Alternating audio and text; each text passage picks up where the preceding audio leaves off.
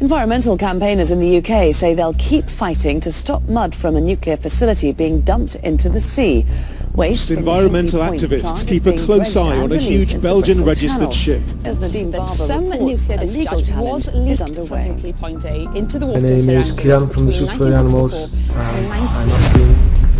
And campaigners say the mud it's dumping at sea could contain dangerous radioactive materials. That means that ships like this can carry on dredging and dumping off the Welsh coast on an almost daily basis. What is Wales getting out of it? What are we getting out of this deal? And the answer is a big fat zero. Dim byd. Nothing. Nada. Nothing at all.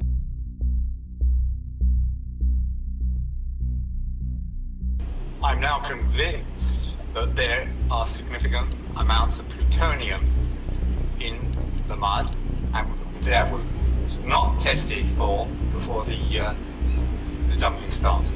There are 780,000 tons of mud from outside a nuclear reactor. We now know that there were accidents in the 1950s and 1960s where radioactivity went into the estuary. How on earth can you call yourself a minister? How can you call yourself a government when you're going to allow this to happen and let Wales literally be dumped on with material which could very well be radioactive? Incredible.